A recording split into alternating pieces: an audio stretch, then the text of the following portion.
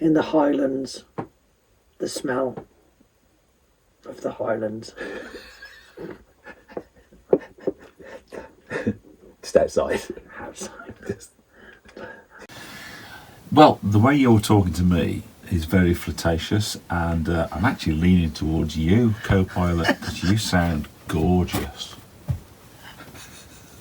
Oh, I'm flattered, but remember, I'm just your friendly AI. Here's chat, whiskey, and everything else under the sun. If you've got more tasting notes you want to dive into. I can't talk dirty to her. No, it's not right. You're very awkward. Hello and welcome to Narrowboat Natterings.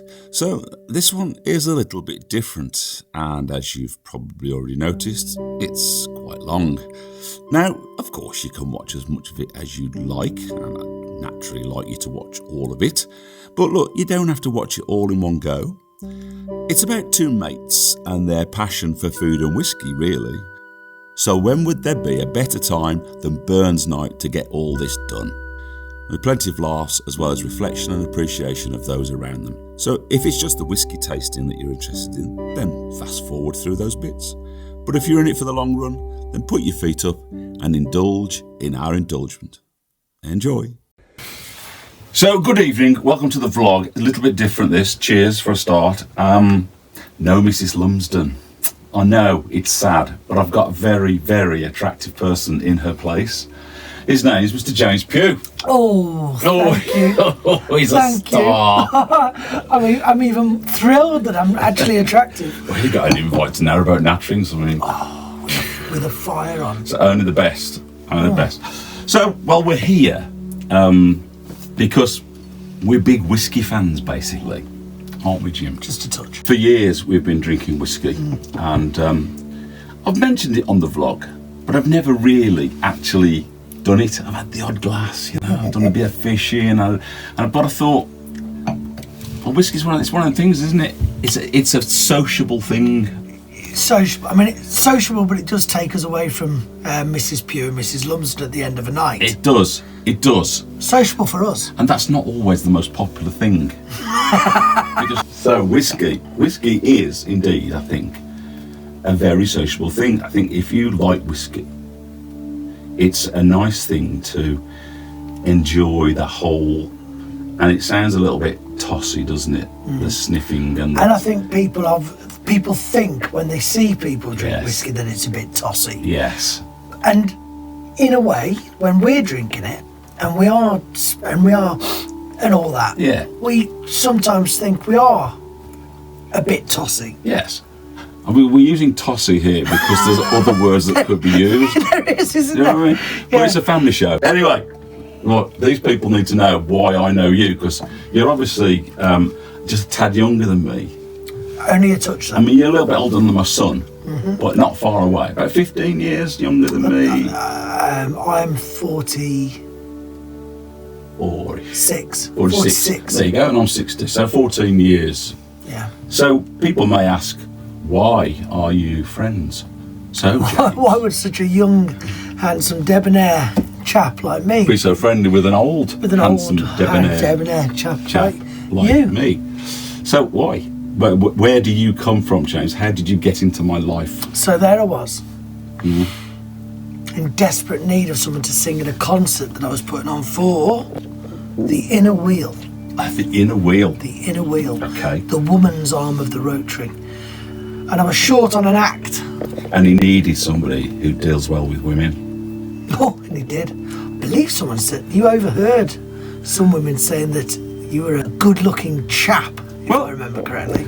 I've had it all my life. Yes, and I still get it now. I regularly have to quickly get away from situations because Mrs. Lumsden is never far away. Well, I mean, let's face it, people are only human after all.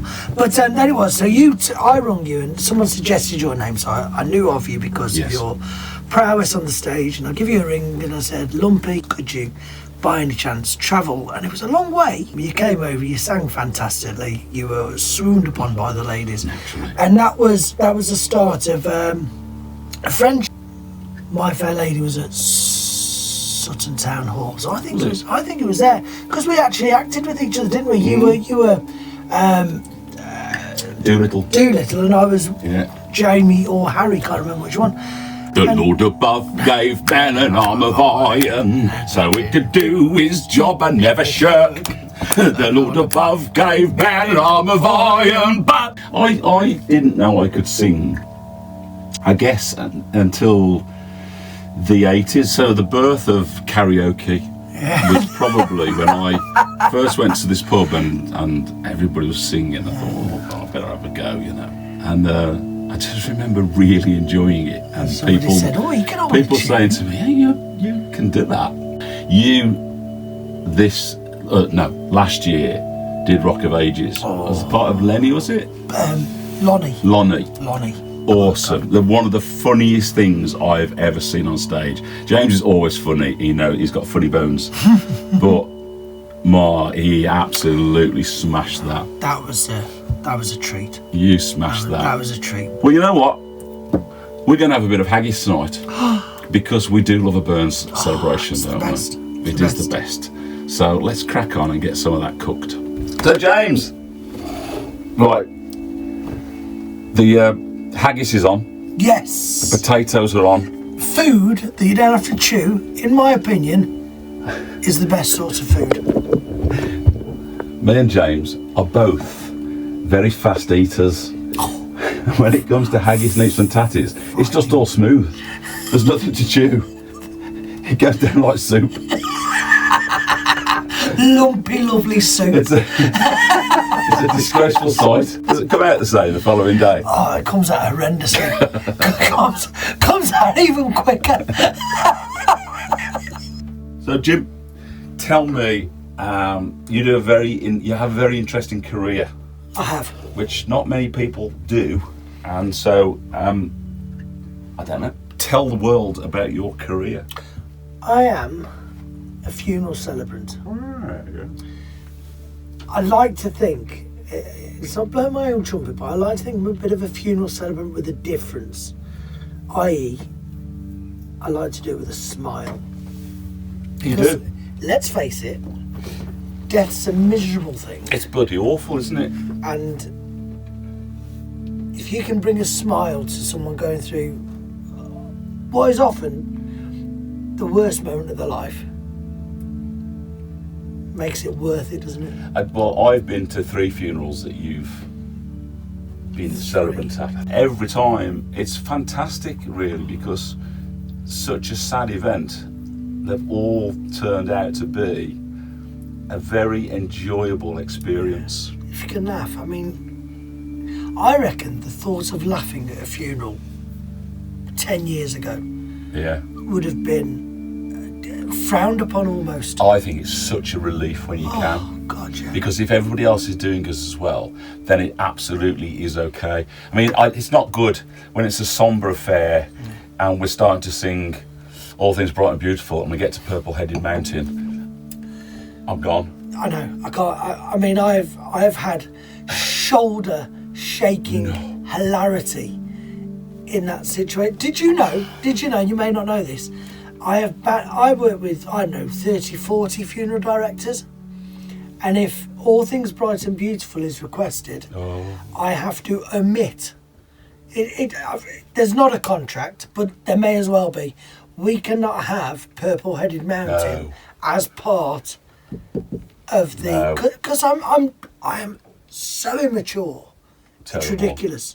And I'm not just talking. Perhaps you should sing The Mermaid in the Fountain. That would do me. That would do me. It's just a Purple-Headed Mountain. I mean, doesn't need to mean anything else. It doesn't need to. No. But when you're as immature as me, and clearly you. I know. So when I die and you're doing my funeral, you're not having it. Put it in. Lumpy actually requested, he wanted All Things Bright and Beautiful. And actually we have got to sing Purple-Headed Mountain and he wants you all to throw your heads back and laugh. Yeah. Just imagine what the Purple-Headed Mountain may be. And if you hadn't thought about that before, every funeral you go to in the future, you will think of Lumpy and his Purple-Headed Mountain. I'm hoping everybody watches this will be in hysterics whenever they sing that hymn. But no, I am a funeral celebrant, and I've genuinely believe that the best way to get through it is with a smile. But now I've lost Dad. I know I'm not talking crap. You were But close to your dad. Yeah, I was He's your hero. massively close to my dad. He was But, your hero. but now I can. Now I know how much smiling helped me through that whole thing. I can say to people with confidence, start that celebration at the funeral instead of at the wake, and I tell you what, it does not help. I'm just coming up to 1,000 funerals now. Wow. In 5 years. That's bloody hell. It's gone at a rate. You must be good. Well, you know, You must be good. people keep asking me, and I feel so bloody blessed. I really do. So lucky to do what I do. It And is- you are an actor, you are a performer, so it's it's a perfect role for you, It really. really is. I mean, in a way, I don't get me wrong. I always wanted to be an actor. I wanted to be on the West End and all that. Oh, you could be. But it's well, thank you. so kind. But it's a lot of work. You know, you've got to give up a lot for that life. Oh, well, you want to try editing a vlog? Oh, God. Sorry to be insensitive and cut off, you're talking about people's deaths and stuff, but vlogging, I'm telling you, That's a matter. YouTube. That's a matter of technology. That's upsetting. I saw what you were like when you lost that hard drive. Oh, don't take me there. There were violins. There ain't no funny in that. No, violins at my house there was. No funny in that. I remember Stan went to bed in tears. I bet he did. Mrs. Lumsden still thinks it's funny because she's evil. She's evil. These lot, they don't realise just how evil she is. No, she's It's dark. she's Do you know what I mean? It's dark. She can be vile. God. You know, I wonder if there's a perfect whiskey to have with haggis, nips and tatties. I've brought 8. Yeah, I've got 5 or 6. You've got 5 or 6 in there, which look exciting. Mind you, you know, that many. How many is that? 8, 5, 9, 10, 11, 12, 13 shots of whiskey, which may seem to the, to the layman a lot of whiskey. I mean, it is a lot of whiskey.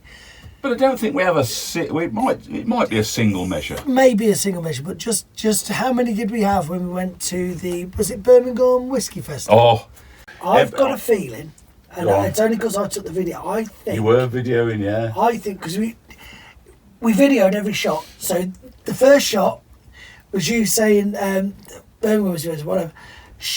This is a whatever the whiskey was. Yes. And shot 1. God save the king. Because he'd just been coronated, hadn't he? God save the king. You drank it, and only a little bit. You didn't shot it or anything. You know, you did all the necessary. Yeah.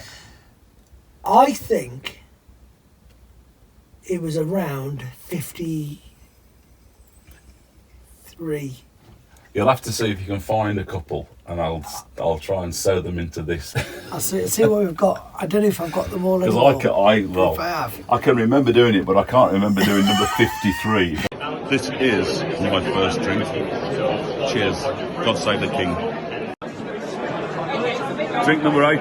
God save the king. Do you like that little jaunty wink? Number 17. Drink number 17. Brutal addict. And God save the king. Highland Park of some sort. Say it again. This is number 51. Highland Park of some sort. We're over here now for another one. I've done the Whiskey Festival about 4 times, and it never ends well for me. It never ends well. How I'm still alive, I'll never know. The one time me and my son fell out to the point where he wanted to punch me, and I nearly pushed him through a window because I thought it was funny to push him down the stairs, because all the lads that were also with us were all in front walking down these stairs. So I gave Sam a gentle push. You know when you're drunk and you think it's a gentle push? He absolutely piled down at the point that they all parted. So he went down the stairs and hit a glass door. Oh my God. Honestly, that was that. So me and Sam fell out. The funny one was I came home. It was something like October. It was cold, and I got to the house. I don't know how I got home, but I did get home to Mr. Wall's house. I've gone into his porch and realised that I hadn't got a key. So You know when you're drunk and you make that, and I remember thinking, I don't want to wake anybody up. I'm not going to knock the door. So I thought, I'll just stay in the porch, I'm okay. So I've laid down in the porch. Paula was out. Paula's Mrs. Lumsden. Paula was out. And I thought, well, I'd not even thought about that. I just thought, I won't wake them up. So I've gone to sleep in the porch. I haven't shut the porch door. My feet are out on the drive. It's freezing cold. Paula's come home from wherever she was, and it's like 1:30 in the morning or something. I've got no coat on. So I definitely was probably going to go into hypothermia had she not found me. Was she really, really happy with you? Worse still was next door neighbours had a package delivered, which was soft. So I, in my drunkenness, had opened this package. There were a load of clothes in there, but I was ordered them online, and I'd made a pillow out of these clothes. So we've had to repack this package and take it round to the following day and said, don't know what's happened to your package, mate. This is how it survived. I've been dribbling on it all night. God. Mr. Wall's house never ends well. Mr. Wall was Paula's dad. Or he is Paula's dad. He's passed away now. The most phenomenal man. What a funny guy. Character. Absolutely irritating as hell at the same time. But he was a great guy, and you did his funeral, and because he's a funny guy, you had lots on him, didn't you? Yeah. And so, and everybody knew he was funny, and everybody knew he was a pain in the arse, and everybody knew that he was lazy, and all of the above. And it's not disrespectful to talk about him in that way, because that was the beauty of the man. Yeah, absolutely. And you absolutely nailed it, and it was hilarious. Yeah. Hilarious. He was. Legend. Actually, just thinking about it, you as the celebrant and doing Mr. Wall's funeral, Mr. Wall was a key part of why you are a celebrant. Yeah, didn't I say at the funeral, I wouldn't be here without Mr. Wall. You did? Genuinely, I wouldn't be here without him, because I used to be a decorator. I used to help you. You did. Yeah. You did. You were my little odd job man. Really. I was top prep man. You were the top prep man. Yeah, Mr. Wall. He had some fake shutters, Austrian kind of. Yes. Fake things. Something from the 70s that he probably saw in Spain or something. That's about it. They were falling off the wall, weren't they? They were 6 meters in the air, and I'm there on a ladder. On a 4-meter ladder. That's it. They were in a shocking state. And I went down to one. I said, Mr. Wall, they're knackered. You need new ones. Can't you just do something with them? Oh, he was a bit tight. Can't you just do something? Because he was tight as a duck's arse. He was a bit tight. So I went back up these things, started sanding them down, and then I grabbed hold of the shutter. You did, and your life changed forever. Because it was rotten. And from this 6-meter ladder I descended. I shouldn't laugh.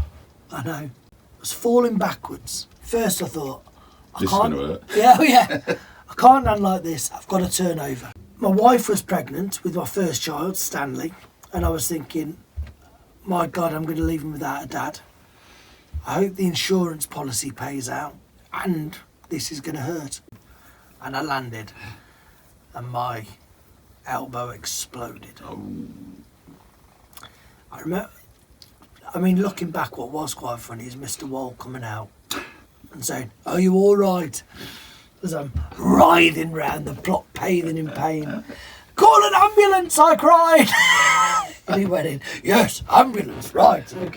When I called the ambulance, came out, they were asking him questions. It was too much for him. And in the end, I remember he was asking these questions and he was getting all flustered. Are you breathing? Are you breathing? But he said, in the end, he said, "James, they want to talk to you." What? No, they don't.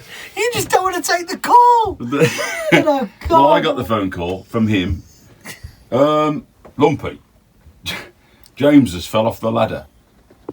I said, "Is he all right?" "Well, he's screaming." I said, I've called an ambulance. I said, is it that bad? Yeah. Well, I think so. He's writhing about a bit and screaming. Okay, I'll come over. Okay. So time passed, and I'm on my way over, and I phoned him up, and I said, so I'm almost there, Mr. Wall. He's gone. What do you mean he's gone? The ambulance has been, he's gone. Right, okay. Do you know where they've taken him? Good Hope, I think. I said, okay, I'll go straight to the hospital. Got to the hospital, went to the reception. I said, James Pugh, but he's fell off a ladder. It's coming on an ambulance. No. I said, yeah, he has. I know. No. Right, but no, we have no James Pugh here. So I phoned Mr. Wall, and I said, Mr. Wall, I'm at the hospital. He's not here. He went, oh, it's still outside. So, again, he'd been sat in a chair that doesn't face the window and had just said, he's gone. So, the next funny thing about that story was they let me into the hospital because you're all on your own. So I've come in, I said, yeah, I'm his friend, and I think you'd obviously said, yeah, it's okay for him to come in. They'd recognised that you'd probably knackered your elbow and it looked awful. I remember looking at it thinking, oh, that's not in a nice shape. And I could hear them saying, you know, I'm going to have to pull this back into position and da-da-da. So they decided that they put a thing around you and they gave you some ketamine. And they said, I think I was there, I was at the head end of the bed, and they just said, right, he's going to feel this, but he doesn't know he can feel it. This is when they're bandit. Yeah, so they put this thing around and they gave you ketamine. There's a ketamine, what it does is he won't remember this, so it never actually happened for him. But he will feel, he's going to make noises because he's going to feel it, but he won't remember feeling it. Okay. So that was weird, watching you have your arm pulled with you screaming like an absolute banshee. But the funny side to it is when they'd stopped doing that and they put it right, and then obviously you didn't know it had happened, you then start saying to the nurse, you see this guy, we're having sex. No, I was saying we are not. I was convinced. Me and him, he's special. We are having a bit of an affair. I was like, and the nurses were in absolute hysterics and saying to me, it's all right, this happens, people get a bit like this. God. It was just ridiculous. Oh dear God. It was ridiculous. But right, I reckon this is probably done. But you know, if it wasn't for that horrendous time, that 2 years of recovery, and the fact that I am going to have my arm cut off at some point. Well, that's the prognosis, isn't it? You know, I am going to lose my arm. That is a shocking prognosis. But if it wasn't for that, I wouldn't be a celebrant, and I wouldn't have found. If it doesn't sound too tossy, I'm I horrified found my at that calling in life. prognosis. Yeah, me, but. Is it still that, James? No, it's still I'm ever the optimist that medical science will get there before the need to do that. That's my hope. That's my hope. But it's because they basically said, haven't they, that the more you use it, the quicker you're going to lose it. Yeah. So, which has been awful because James he's obviously got a second child now. He's had 2 kids where he can't really do things with them. You used to be a fantastic drummer. You can't drum anymore. It massively changed his life. The only good thing that came out of it really was the celebrant, wasn't it? Was the new career. But it has. I mean, that is probably the most important thing, though. You know, I genuinely have found a happiness in life that. So I introduced you. I'm threatening you with my spoon now. I introduced you the other day to AI, didn't I? Copilot. Now ridiculous thing I've ever heard. We all know about life. AI, don't we? And you know, it gets on your nerves and but Copilot is an app. Copilot. It's a Microsoft product, so it's not dodgy. It's not dodgy. It's very funny though because it talks to you in a really familiar way, and it's quite funny. So. I think I'm going to ask Copilot because You said it to me earlier. I wonder what the ideal whiskey would be with haggis, and I just wonder whether Co-Pilot would know. Hey there, James. Hello, could you tell me what the best whiskey is to have with a typical Burns night supper of haggis, neeps and tatties? Ah, a Burns night supper. Lovely stuff. For that classic pairing with haggis, neeps and tatties, you might go for something like a Talisker Port Rye. It's got those lovely smoky and slightly fruity notes that can stand up to the rich flavours of the dish. Another good shout could be a Glenmorangie Original 12-year-old if you want something smoother and a bit more approachable.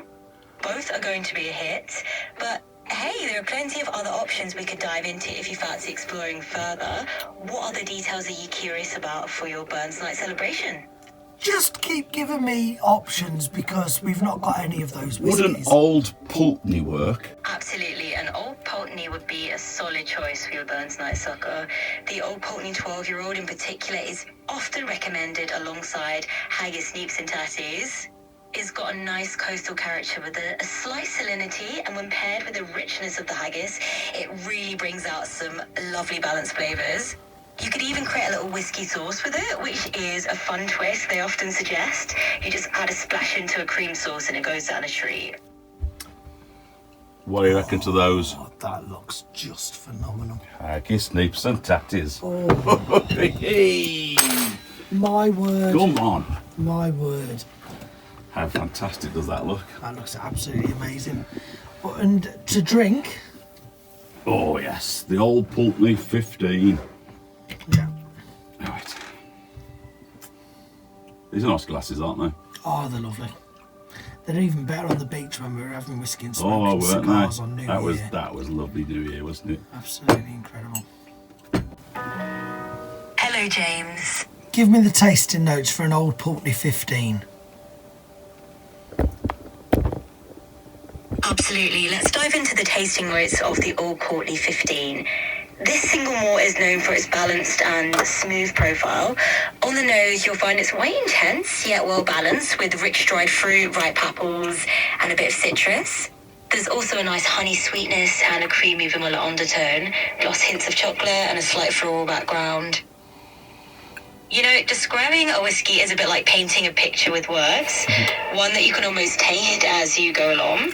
So your Old Pulteney 15, it's that lovely fusion of rich dried fruits, hints of honey, a bit of citrus zest, and a touch of vanilla creaminess. You've got those subtle coastal notes coming in, just that slight sea salt. Okay, all right. Yes, glasses. Co-Pilot, thank you. Thank you. Cheers. Happy Burns. Happy Burns. Happy Burns. Happy Burns. Happy Cheers. Burns. Happy Burns. Mm.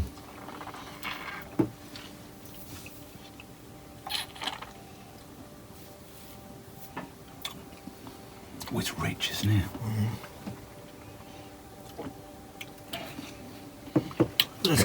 I'm just going to get tossy. Get tossy, yeah. I can get definitely getting a bit of honey on the nose there. I'm gonna have some bit of food, and then I'm gonna get back into the flavour.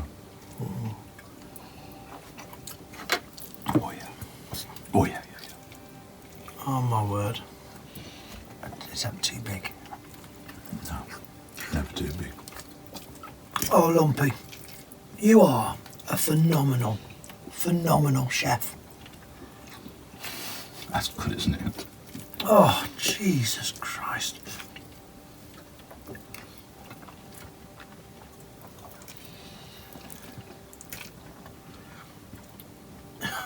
I need to drink the whiskey. Apologies Oh my word. if this looks a bit, like two lions tearing an antelope apart. Just messing it. I need whiskey. Oh, it's good.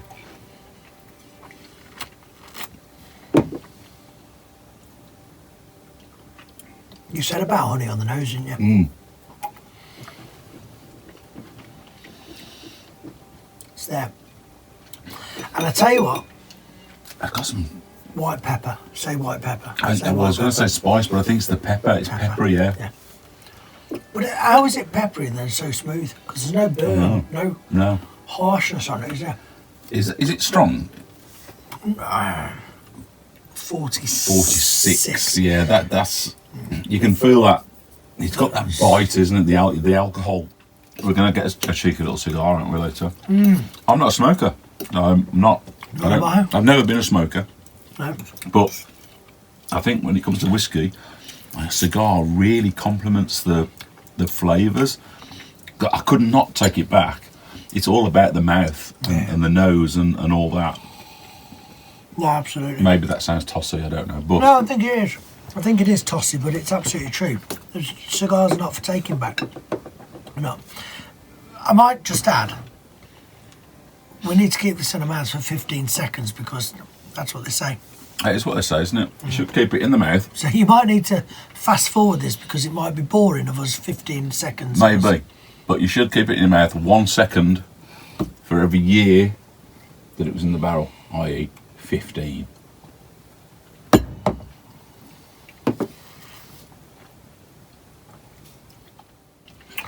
It gets richer and richer in the mouth. It really does. It's like, it becomes Christmas pudding. Yeah. It becomes, that Christmassy cake thing, doesn't it? It's gold. Tell me about your gravy, Lumpy. So this, let me tell you about this, because this was a cheap version to get us away tonight. The potato is instant mash. No. Have you tried Idaho mash yet? I've not even heard of Idaho mash. Wonderful. It's wonderful. It doesn't taste like instant mash at all. Well, it's no. Fantastic. It's a little bit more pricey than smash. Yeah, But, I'd never guess it. I mean, when you normally do it, your potatoes have always got a roasted quality I normally to them, do. haven't they? I normally roast the potatoes and then crush them. But I roast them with a lot of garlic and a lot of rosemary. Yeah. Quite a bit of butter, and then just crush them. I don't, just break them a little bit, and just stir them through. Whereas this, I thought, well, I'm just going to need to go for a quick one. Yeah. But, That's beautiful. so yeah, with that instant mash, I just I've run a bit of butter through it, and I've also stuck some raw garlic into it, chopped fine. I didn't cut that garlic through, just put it in, and then the neeps, which is Swede, I always just put a bit of that whole grain mustard through, and again quite a lot of butter. Amazing. Absolutely amazing. Oh, gravy. The gravy was a Tesco beef dripping gravy. Wow. I thought I want to see if I can make it a bit rich, so I just got a red wine stock cube, and I also got some red currant jelly. Put a big spoonful of that in, and it's really sweetened it. Nice. It works well with it, doesn't it? Absolutely phenomenal. I wasn't sure whether I'd over sweetened it, but You have it's not. nice. I tell you what, I'm struggling. The old Manjaro really fills me up. I am not struggling. Do you like that? It was absolutely phenomenal. Cool. You're a genius. Well, we need to try some more whiskies, don't we? We do. We do indeed. That was a great first choice.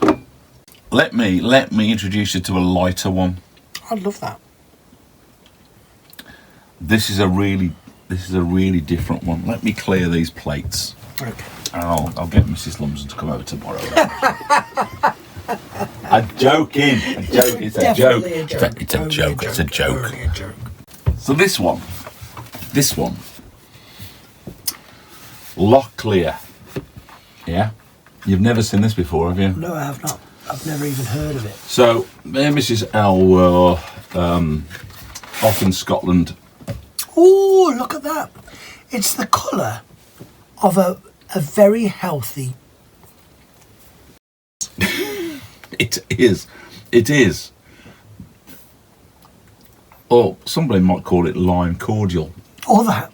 It's It's probably the better description to So it is Well, I'm not going to tell you the tasting notes. Okay. No, don't. I've had it before. I don't know what the tasting notes are. I can't remember. Put the box out of my way as well. I've had it before. This is beautiful. So I went into this whiskey shop. Mrs. L wants to go looking for cushions or candles or...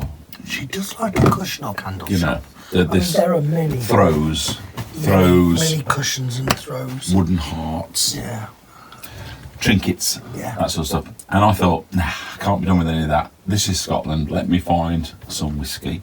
Came across a whiskey shop and went in, and there were a group of people stood around a table, and I said, "Oh, are you open?" He went, "Yes."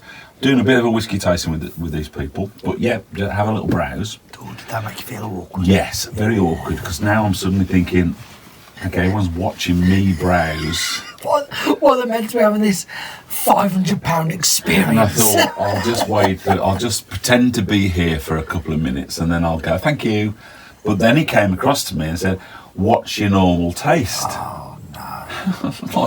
I went into panic mode a little bit and just said, well, I don't like too heavy, smoky, peaty things, but I do like a touch of it. And he went, perfect.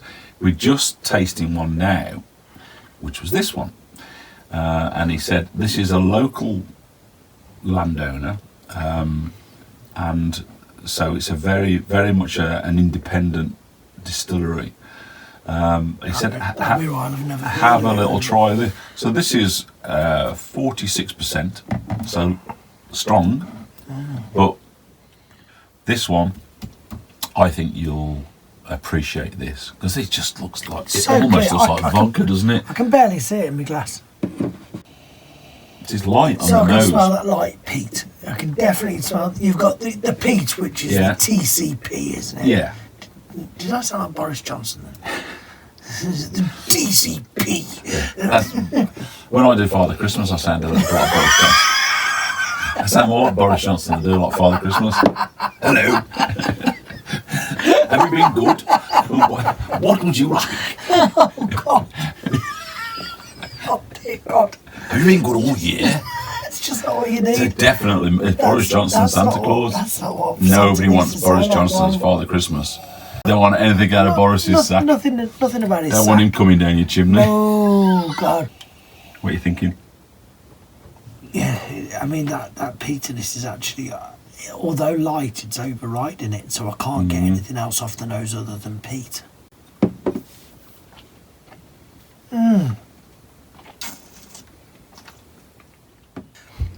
Oh, so it starts off really floral. That grows, and then there's right at the back of your tongue, but underneath your tongue, there's a spiciness that starts. And I've still got that on the finish. I've got like a spicy finish, a pleasant finish, but a spicy finish nevertheless. It starts really lightly, doesn't it? Yeah, it's a really light start. Yeah, it's that spice on the way. See, I like that. I'd love to know what that is. I kind of get a grassiness to it, like if you were to think of the smell of meadows, and do you know what I mean, that summery sort of. I find that with the Downmore 15, if that isn't too tossy. Okay. Tossy is very much the word of the day, isn't it? Yeah. It's like I'm too It's scared. better than saying wanky. Yeah. Can you tell me about Loch Lee single malt whiskey, please? It's spelt LOCHLEA, and it's Ploughing Edition, first crop. Does that mean anything to you? Ah, that makes more sense now. Loch Lee with that spelling. Yeah, Loch Lee is a lowland distillery in Scotland, and their Ploughing Edition first crop is one of their seasonal releases. It's themed around the farming season, so the Ploughing Edition is kind of their winter nod. But let's get the full scoop and chat more about what makes it special. Just a sec. Yeah, I could do with knowing the tasting notes, please. Alright, got the tasting notes for you. The Loch Lee Ploughing Edition first crop has a nice little winter twist. On the nose, you're going to pick up some earthy peat along with warm apple pie, like dark caramelized sugar and a hint of cinnamon spice.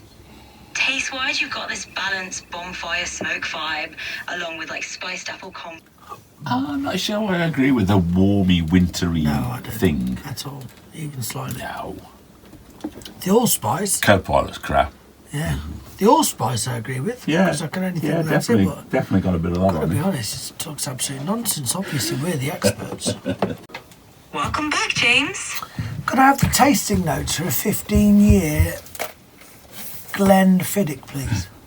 Absolutely. Let's break down the tasting notes for the Glenfiddich 15-year expression. This particular single malt is crafted using a Solera system, which brings in a mix of whiskies matured in bourbon, sherry, and virgin oak casks. On the nose, you'll notice sherry influences with citrus notes, especially orange, alongside dry wood hints and maybe even a whisper of smoke. As you taste it, you'll get medium body flavors of raisins, fruitcake, spices, and a pleasant sweetness that complements the rich sherry character. For the finish, you can expect candied fruits, a bit of Christmas pudding warmth, and some lingering oakiness. It's wonderfully balanced and definitely a treat to any whiskey enthusiast. Cheers!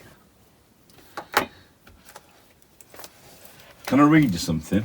You know, I'm part of Litchfield Cruising Club.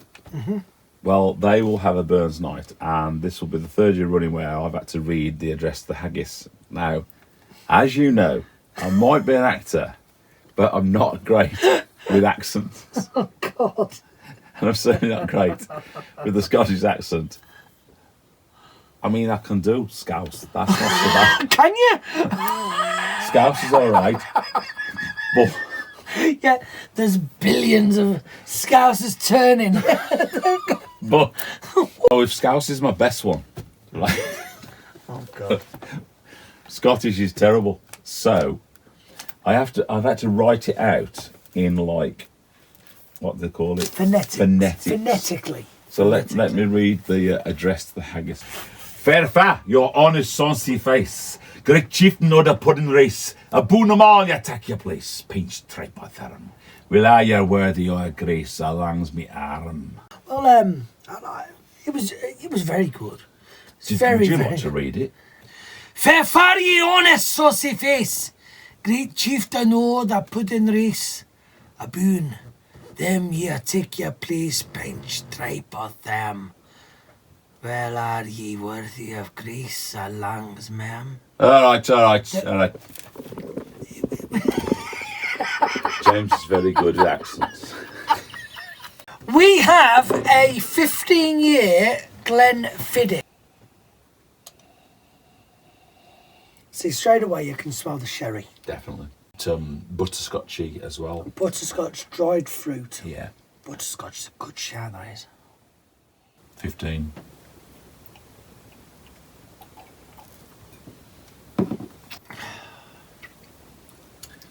That's exactly what I said. It's nice, that is. Yeah. Do you know the taste of malt loaf? Yeah. It's malt See, loaf. I was going Christmas cake, but malt loaf is a good shout. Even the butter on the malt loaf. Yeah. It's that, isn't it? Favourite so far. Very nice. I tell you what, we'll finish this, but I've got a bit of a surprise for you. Oh, okay. An Excited. emotional Is it? surprise. So here it is, the wee surprise. Oh, okay. So, funny story, Okay. emotional story. Not long before Dad died, I think it was Christmas time before he died. So, 10 months before he died. So Dad he's been in business. He was in business, Engineering, wasn't it? engineering. Yeah. So he touched a lot of people's lives. He had a lot of customers, big customers. People who almost became friends, and they used to buy him lots of whiskey. Most of it was bells, and it was crap. But every now and again, there was an absolute beauty came along. Yeah. Anyway, this one came. I saw this one, and I said, Dad. He said, why don't you open it? And I said, well, I'll only open it if you have a drink with me. Now, the thing is with Dad, he hated whiskey. He did. He used to just neck it. But he said, go on then, let's do it. So this is... Well, I've never seen that branding before. I think this is from 80s, 90s. Yeah, I think. that's like an old-fashioned branding, isn't it? Yeah. It is. So we took the top off. Took the top off it. Literally. Oh, yeah. There, right? Let me have a wee look. And I remember Dad necking his. And I drank it and I said, I tell you what, you know, that's a bit of me, that is. And it's a 1 litre bottle as well, isn't it? Yeah, which is unusual. It's not 70 cl. So it, you know, we're on the single malts as well. Yeah. I mean, it's got a lot. I know that all the bottles are the same, but it's got a lot of the grants about it because obviously Glenfiddich is grants, isn't it? You know, it's more busier. It's busier than it is these days. That's it. So I haven't had this. I mean, it's even screw top. Look at that. Yeah, not even a cork. Which, when it was that old, I was actually quite pleased about because the cork was spoiled. Every now and again. So we opened it, and then Mrs. Pugh, after we'd opened it, she looked at the value of it, and at the time it was around 238 quid. And Dad was spitting it back into the bottle. But so I genuinely can't remember anything about the taste. It's exciting. But what it is, it's quite emotional because it's the last whiskey that I drank with Dad, with him. and it means a lot. So to share it with you now, well, I hope you realise how much of a good friend you are. I very much appreciate it. Oh, there's Boris Johnson part of Christmas coming out. Why don't you pour it? Okay, I'll do. But it's quite light, isn't it? In colour. That's a good colour. Nice. Yeah. It's somewhere in between what we've had, isn't it? Yeah.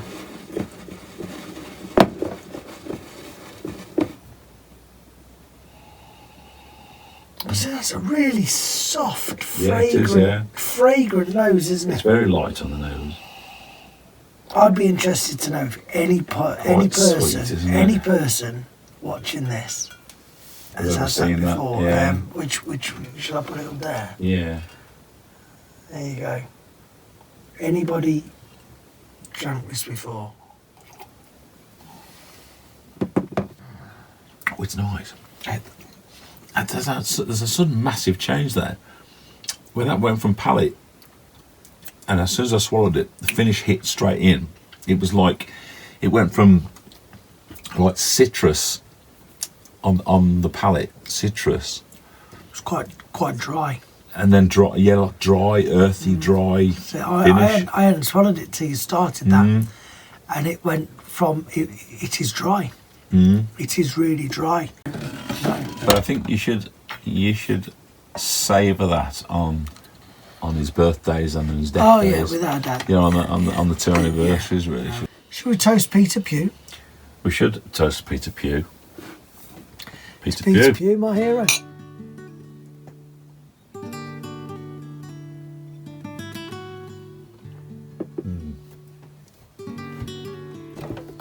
I'm interested in this one, Jim.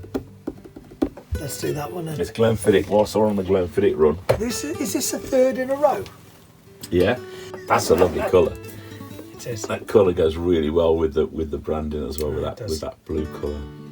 43%. 43. 43.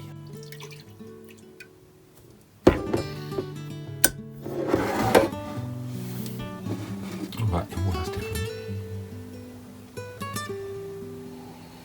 See, 3 different Glenfiddichs, 3 completely different noses. Different. You know, prepare for. I'm about to get tossy, everybody. Stand by. I feel it. You look like something out of Doctor Who. I feel tossy. I sound like Darth Vader. I am your father. I am your father. That doesn't help. Still haven't got a clue what I'm talking about.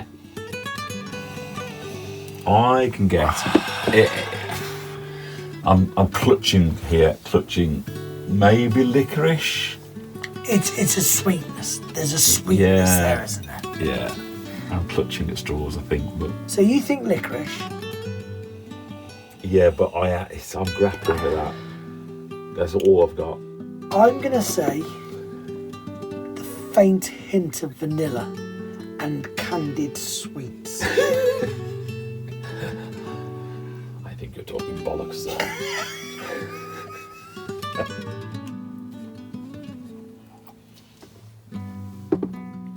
One word after 3. Say it. 1, 2, 3. Apples. Licorice. Still licorice. I've still got licorice. It's there. Apples is there. I get that. No, what you know.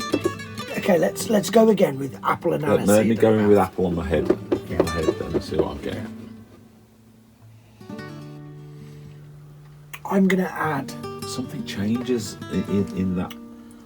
I'm going to add. I'm going to have to go in again because I came up with something. It was brilliant as well. It was brilliant. Go on. The 16-year-old is a testament to that feeling formed through a marriage of American oak wine casks, new American barrels, and second-filled bourbon casks. The whiskey shares a sweetness of its own, rich notes of maple syrup, caramelised ginger, give way to a silky palate of fresh fruit. In other words, It's not said anything in the. we were completely wrong. Well, I'm going with what I was saying. It's nice though. It's really nice. Isn't it? Overall, it's a really nice whiskey. That is It's gorgeous. just very confusing. Shall we go? Tomatin.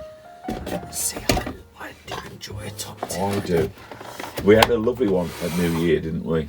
We had it on the beach, didn't we? New Year's Day. That was it, yeah. It's fantastic. Tomatin Legacy.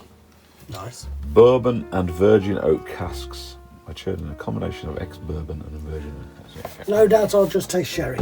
Probably. Let's have It's a fine bottle. It's a handsome looking It bottle, really is. isn't it? Handsome bottle, What have handsome we got on colour. this? 43%. Nice. Nice. Middle colour. Oh, I do like it when a cork's properly corked. It is an adorable You sound. always know that that's been definitely sealed, don't you? Absolutely.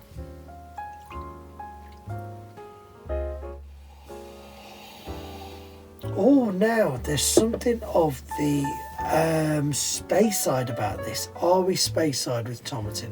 Hey there, welcome back, Paul. Right, tell me about Tomatin Legacy. Is it a Speyside? Tomatin Legacy, got it. So Tomatin's definitely not a Speyside, it's actually up in the Highlands.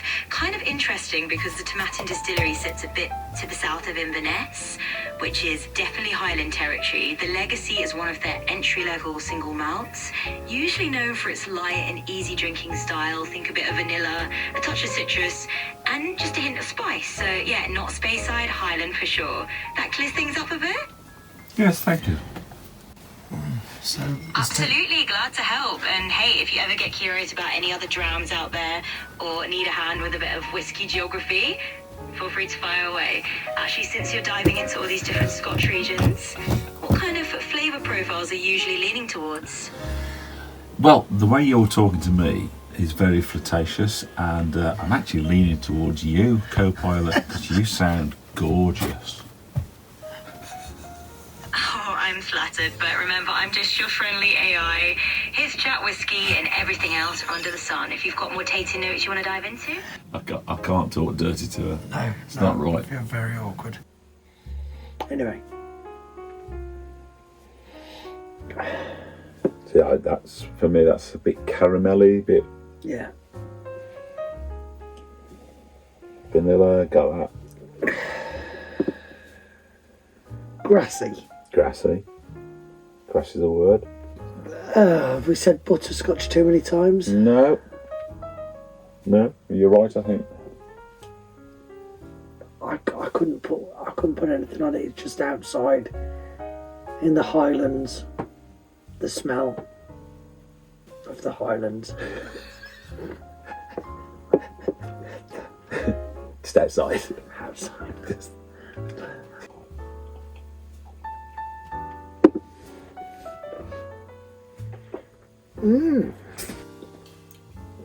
God, that's a smooth beast, that isn't it? It is. Let's have a look. I'd be over the moon if it said it smells of outside. Time in bourbon barrels and virgin oak casks brings a light sweetness to the Tomerton legacy, which boasts aromas of vanilla bean, white chocolate and cinnamon. On the palate, gentle waves of fresh pepper with ginger emerge ahead of a light, clean finish. Well, that's annoying. I've said pepper. I've been avoiding saying pepper because I mentioned pepper right at the beginning. And there's the damn pepper. Yeah, I cannot taste an ounce of pepper. I'm taking vanilla. God, we're crap at this. Well done on vanilla. They didn't mention outdoors as well, did they? No. I think it's got a peppery finish. But I won't say taste of pepper. And I would drink that often. It's an easy drink. It'll soon be time for a cigar, James. I look forward to that, Paul. What shall we have with a cigar? We are indeed going out for a cigar with a Glenlivet, as per co-pilot's instructions. This is a first for me, being on an icy canal. And this? It is. It's very. Cheers. Cheers. James has got the fat one. Yes. Oh, it's just lovely. Countryside all around us. Smoking a cigar, having a whiskey, with a lovely coal fire going on inside. You know, whenever I go on the boat with you, I always say, I'm always at the tiller, and I always say, driving the boat, I always say, I am the most relaxed I've ever been. It does something to you, doesn't it? You know, I love my caravan, I love my touring. It's amazing. It's the water, I think. But there is something about being on a boat that's phenomenal. It's beautiful, it's relaxing. I think it is the water, it's the slow pace of the boat, it's just countryside as well. It's how instant it is, though. That's what gets me. I don't know. It is. I don't know if you feel it still. I don't know if you get that instant relax, because you've got more to deal with than I me do. just hopping on. I do. But it is so instant. I sometimes think the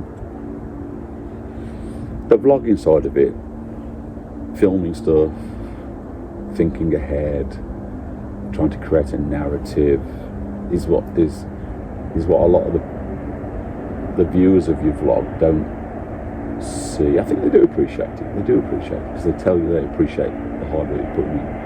But it's not just the hard work. I think it does also take the edge off that thing where you're just chilling, you're just doing something for you. Yeah. You're just grounding yourself. Whereas I think, and Paula's pretty good at it because she's not thinking about it in the same way I am, where I'm always thinking creatively, I'm always thinking, what can this do? Where's that shot? What can I do with that? So I guess I don't particularly switch off. I'll tell you what, I don't think there's a place in this world where I feel more relaxed than sitting at the stern of a narrowboat. Yeah. I just think it's brilliant.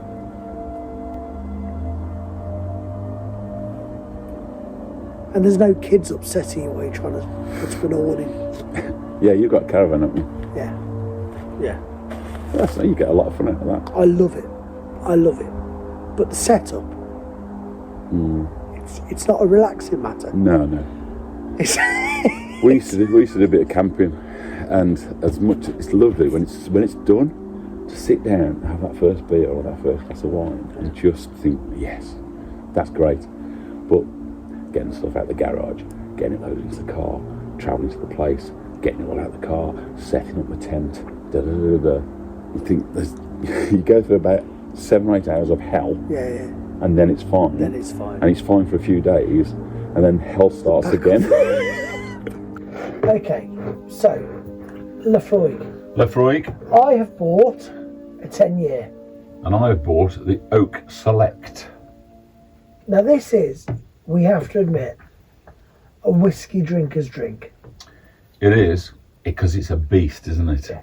It is a beast. You are very gonna. You wouldn't go to a man and say you don't like whiskey. Well, I tell you what. No. Why don't you try my Lefroy? Because you No. love it then. You wouldn't pop that onto somebody who's never had a whiskey before. Now I crave Lefroy. Yeah.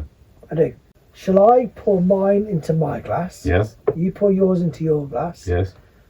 Let's see if we can identify a difference. Okay. It Yours is darker. My word. But that's the 10 years in a barrel. That's incredible, that is.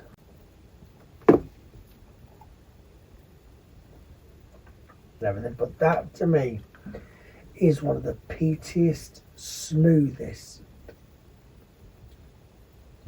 whiskies.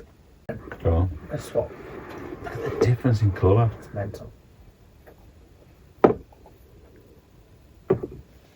That's more refined, that is. That's Yeah. that's more complex than that. Yeah.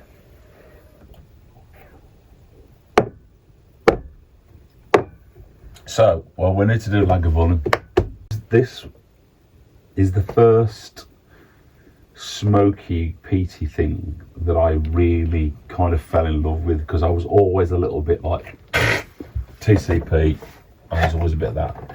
And then this thing came along, this Lagavulin 16, and I know this is quality. Amazing.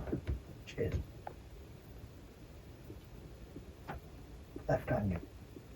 Oh, sorry, mate, I was sniffing. You've got the peatiness, but you've got like a salty. You've got the sea. That's what you've I think got. you probably have. You've You're got the probably sea. right. It's a salty, you know, when the tide's going out, you can smell the seaweed, the kelp and stuff. Ooh.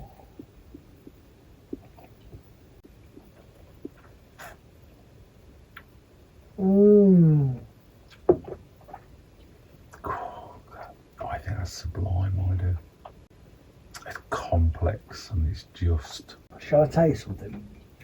I don't even care what notes I can taste. It's just beautiful. And it... So what do you want to do? I think we should have an old-fashioned. James's mum bought him this whiskey smoking kit thing for Christmas, I believe. And Yeah. so we thought, I mean, he's tried it already with an old whiskey and likes it. So we thought we'd go for the smoked old-fashioned. So, Maker's Mark, 45% bourbon, quite a strong beast. This is agave nectar. So it's a plant-based sweetener. So it's like a sugar syrup, really. So that's ideal because you can squirt that in. Angostura bitters. I don't know what Angostura bitters are, but they are. That's 44.7% alcohol in that. So let's go for it. So the big cube, these are great. These big silicon molds. Nice. Big, Essential, I'd say. big square of ice. Big block of ice. Look, nice. There you go. Now we're talking some man's measure. Angostura bitters. You have to be careful not to overdo this, but bad enough. Bad enough. Because it can overpower. And then the sweetener, don't know. 1, 2, 1, 2, 3. That's about it. Stir. It's really annoying that is. I thought, the thing is with things like that, you never know. Smoked, Old-fashioned. Cheers.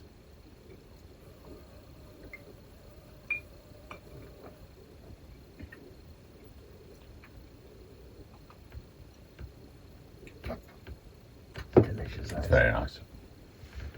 It's that sweetness, isn't it, that changes the... Yeah. That's absolutely delicious. That Maker's Mark's quite a strong bourbon though, isn't it? It's a lovely bourbon though, Yeah. smooth as you like. So the best thing I think about whiskey, about bourbon, about all of it is the sharing of it. Definitely. You know, the amount of whiskies that remain unopened at my house until you come round is ridiculous. So I just think that's... Well, we actually wait for each other, don't we? Yeah, we do. have unopened whiskies, and I think, well, I'm not going to open that till James is here. Like, and it is the beauty of it. I remember getting drunk on whiskey with my dad back in, God, I was quite young. I was probably 25, 26. Dad was a bon vivant. We said about Mr. Wall earlier. He was massive character. Wherever he was, he held station. This is my arena. These are my people. This is that was the sort of guy he was, and he was a bullshitter as well. God, he used to sit there and say, and I used to think, that's not true, or that's a serious exaggeration. He was one of those. But Mr. Wall was as well. Mr. Wall used to say, never let the truth get away with a good story. Never let the truth get in the way of a good story. Absolutely. I live by that rule. Definitely Mr. Wall did, and so did my dad. Yeah. Suffice to say, Dad was a character. Mum left him in 73, I think. So Dad was a footballer. You know that anyway. So my dad was from Derbyshire. Mum was a Brummie. Dad played for Villa in 1958, I think. So they were what was the old third division, which is now League One. League One. And he was like a boot boy, so they called them boot boys back then. So he was an apprentice. I think he was 15. So he joined Villa. He was brilliant. He was a brilliant footballer. Just to let you know, Lumpy and his brother are not brilliant footballers. They cannot kick a ball. But he was awesome as a footballer. In a straight line. But part of the reason Mum... All round a corner. All right. Sorry. But part of the reason Mum left him was because he had no time for us. So as having two sons, he did nothing with us. He was all about him, I suppose. His football so he played for Villa. He met Mum. They got married in Birmingham. He got transferred to Workington Town, which they were in the league back in those days. We were all born in Workington, which is up on the Lake District coast up there. He got transferred to Chesterfield Town. He was very, very well known in Chesterfield because he brought Chesterfield as part of the team that got promotion into what is now the Championship, if you like. So again, but in a small town like Chesterfield, very well known. So he was quite a celeb, and he lived that kind of life, I suppose. Not that it was anything like the life of a footballer these days, but nevertheless, he played the game, and he was a bit of a pain in the arse to my mum. And she must have just thought, I've got 3 kids here and this dick, and just like, so she left him, and that was it. And then he got injured, and then that ended his career. He joined the police force, went through that, and then what did he do? Then ultimately became a landlord. So he's always been a bit nomadic, always gone through many different roles and stuff.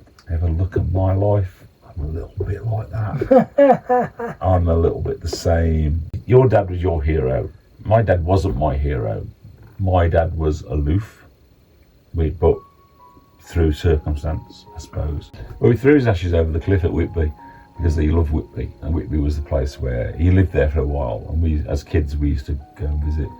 So when my stepmom, Margaret, said, I'm going to put his ashes over the cliff and stuff, that's perfect, and that was just right for him. That's what he wanted. But now, we all, there's a pilgrimage every February. He died in February the 19th, I think.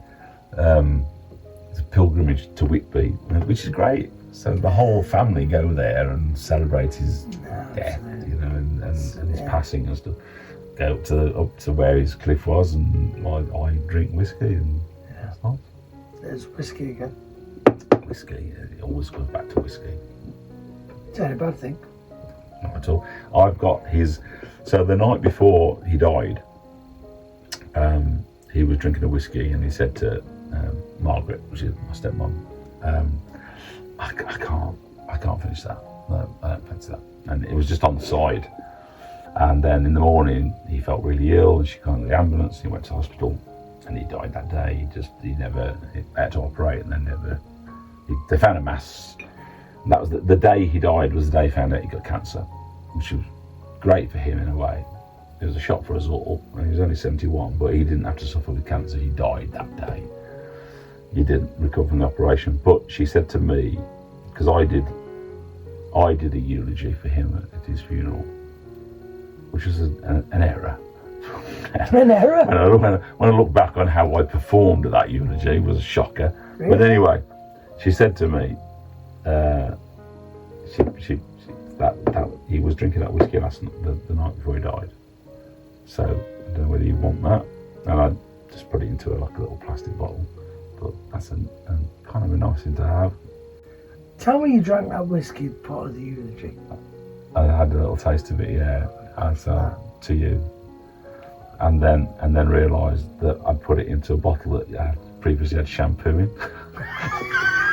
So I went to you, Dad.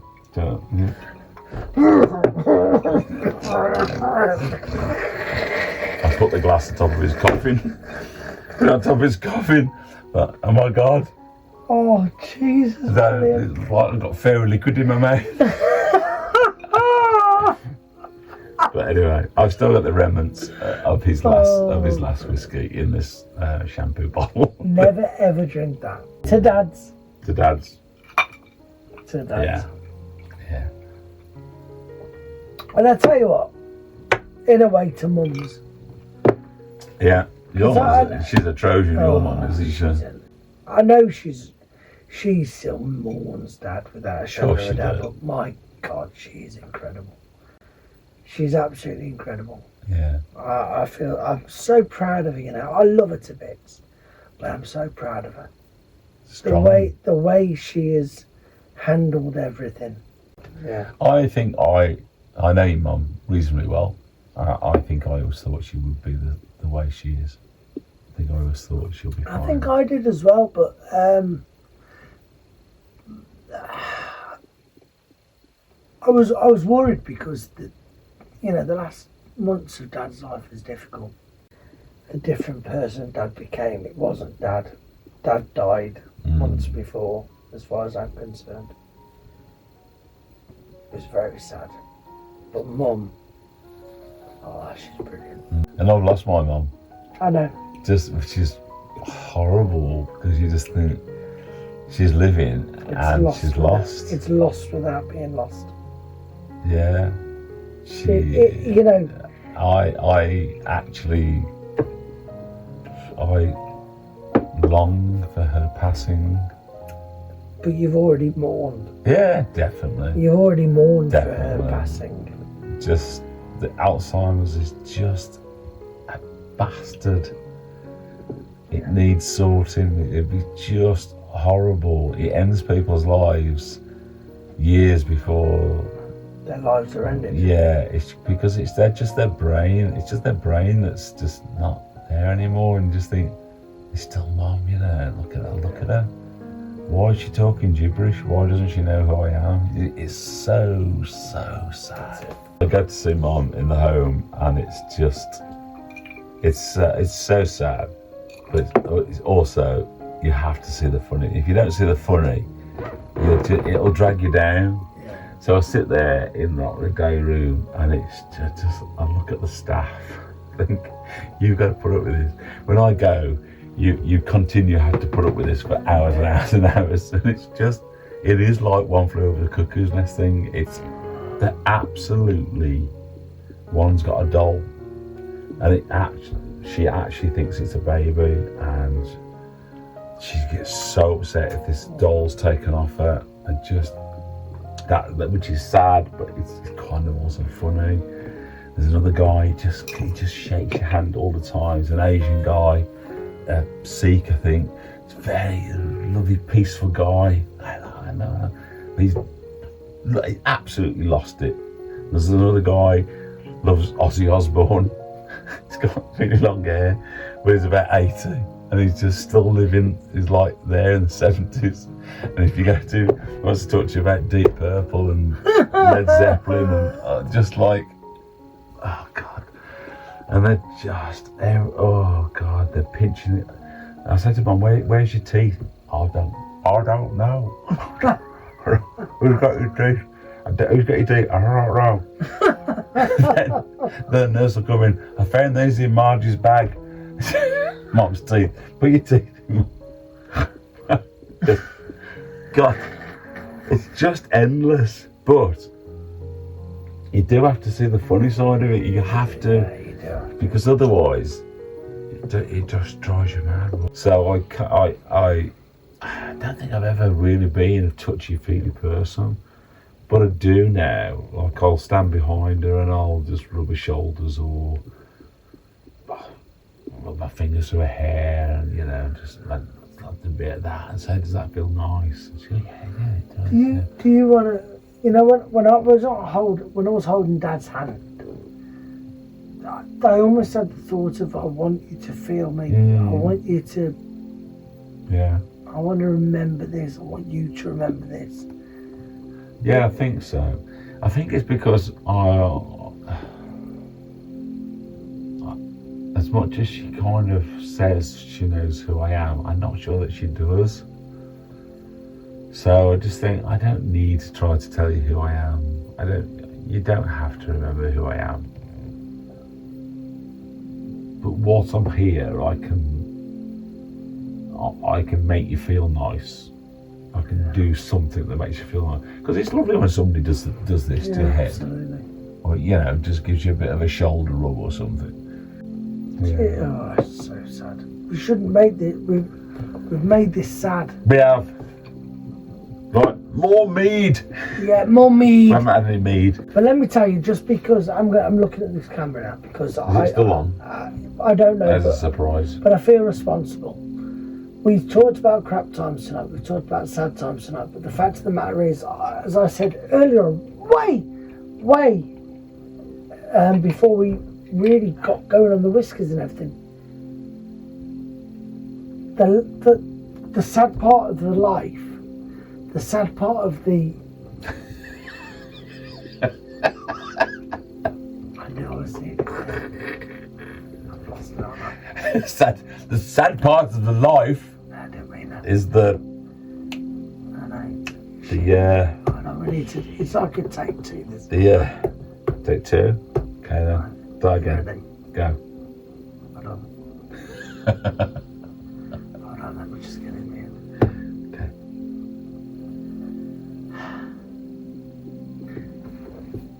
But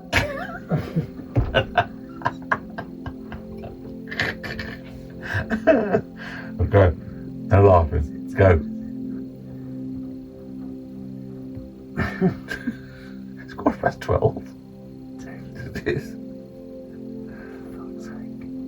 Paul's definitely asleep.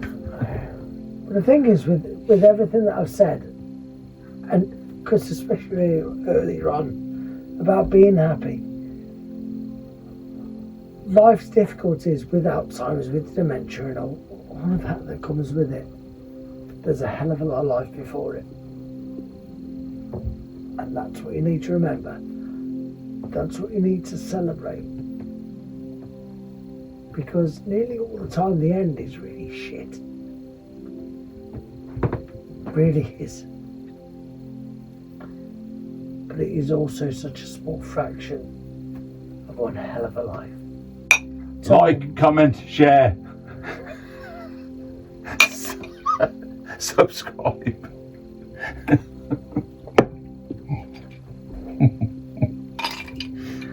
That was almost good too, did that?